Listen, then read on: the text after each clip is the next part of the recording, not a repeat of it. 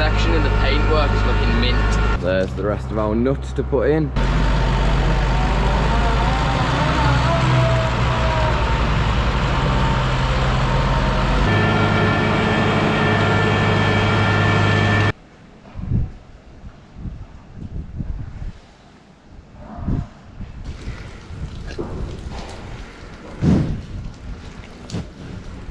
Good morning everyone, welcome back to the channel. We're back in the first silage pit today, just mixing up the loads. As you know, I do that every Sunday. I'm just on the second load now. We've got the claws, the wonderful claws mixing here. Just put the cake in the class. So I've just put the feed in. I've fed the first bit of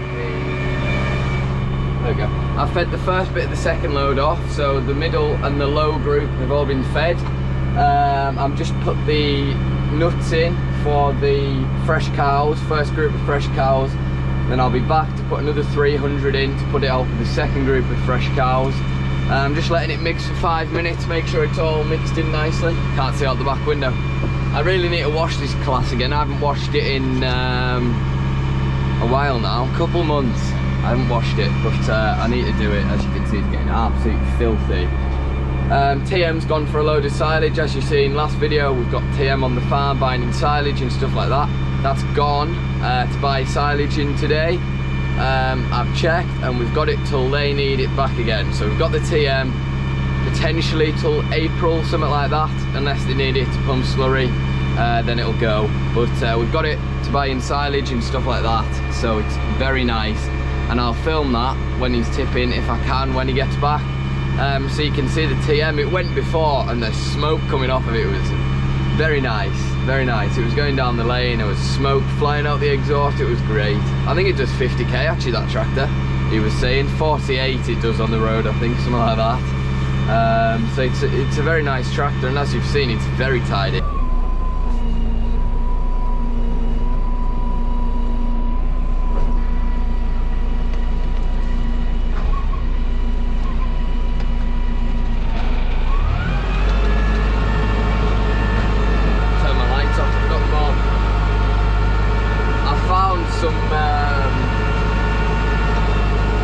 Kind of stuff for the Maxim. I tried it yesterday and the paintwork, like just a little section and the paintwork is looking mint.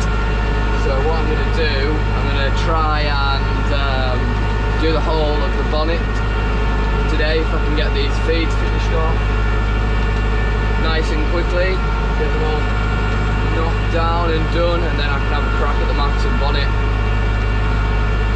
It's really brought the red back because obviously it's kind of faded and a bit brown, but I put this paintwork polished stuff on, it looks really good, so I'll try and get the rest of it done.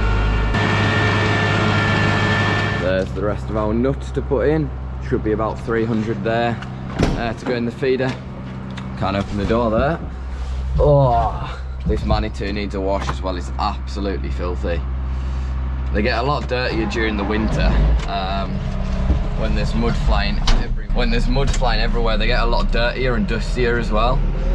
So hopefully, if I give them a wash this month sometime, they should hopefully stay cleaner for the duration of spring, and then I can give them a wash again before summer, hopefully, and it should keep them clean.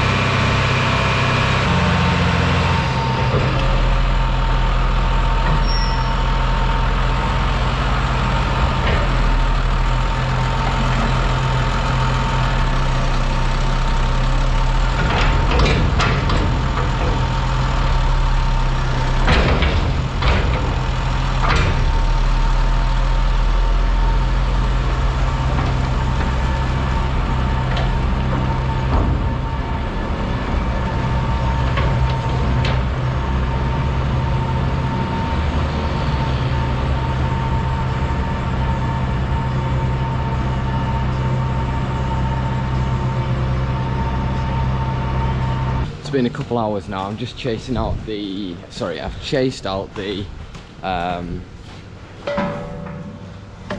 fresh cows. Low group, sorry. Just about to bed them up now. Not gonna lie, there's a lack of stuff to film at the moment, hence the shorter videos. If you have any suggestions as to what you'd like to see on the channel, please do comment down below.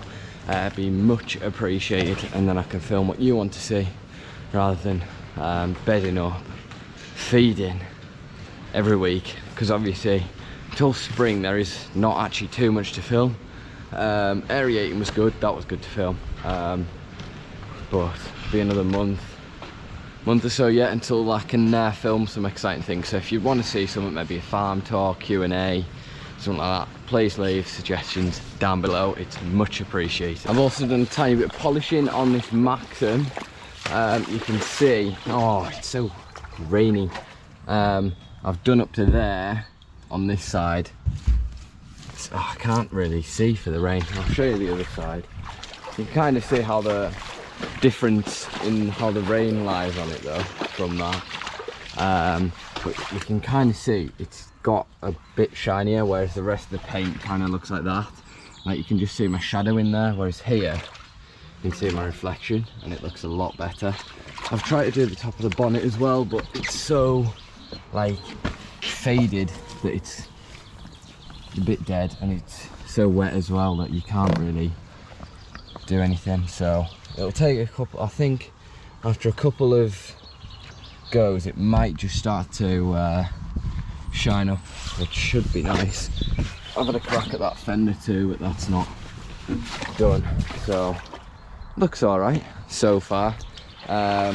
Hopefully we can find a new grill as well. I have found a couple of ones on the internet, but they're like really expensive. I'm not expecting them to be cheap, but and they only ship to America as well, so that's a bit of a shame, but I'll keep looking. And a new headlight as well, and after that it should be all right. Everything on the tractor works fine, it's just the grille, wheels and the front light that's a bit naff, shall we say. Also this TM, we've got it until further notice, so we'll either have it till spring or until the contractors need it back, either for pumping slurry or, as I say, in spring. So hopefully they don't need it back, because I love this tractor so much. It's great. It's a power command, I think. 155 horsepower. A boost up to someone else though, knowing tractors. It's really nice. Apparently it does 50k as well. Obviously I can't take it down the road, so I haven't actually tested that, but from what he says it does.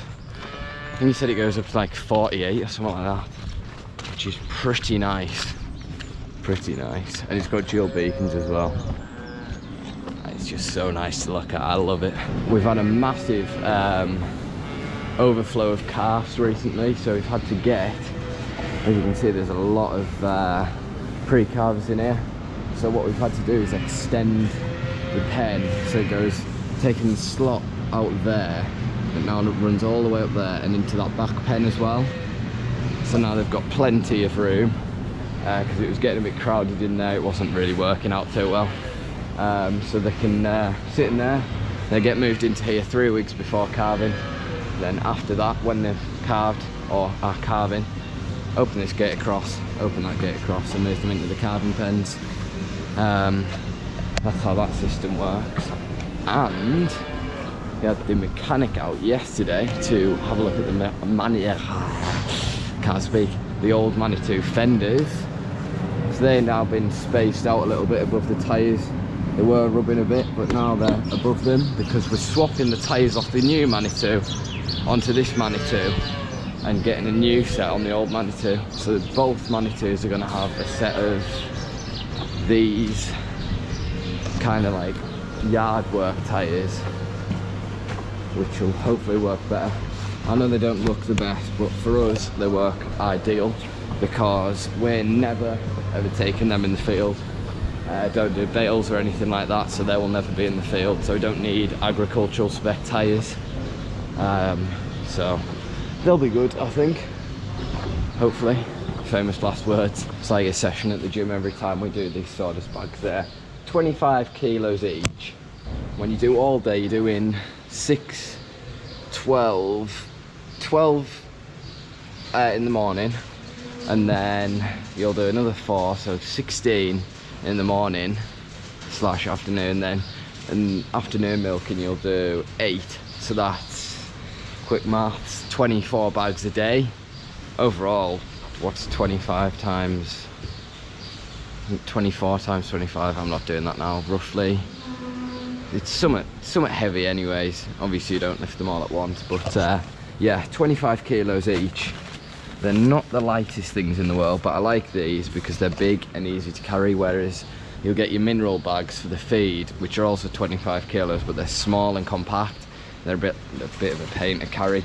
But these, I don't mind doing these. And obviously you're shedding the weight off them when you're putting them out. It's just lifting them over in the first place. But I can do 2 at once when I'm carrying them, so it's not too bad. Maybe even manage 3 in the future, who knows?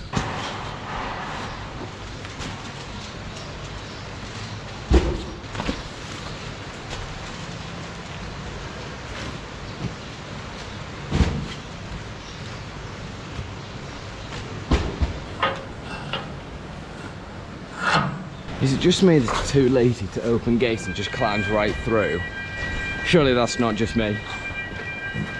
I can never be bothered to open them. Just climb over them. Either climb over them or climb through them. But I was always told to climb over the end by the hinges where it's hooked on, so you don't bend the gate. That's what I was always told. Just a tip for any of you new farmers. I'm sure all the long-time farmers know not to climb over the open end.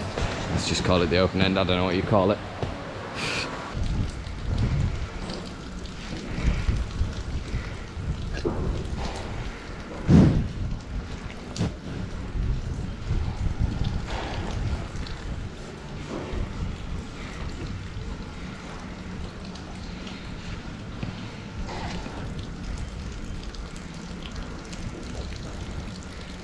I'm afraid Susie's been dried off.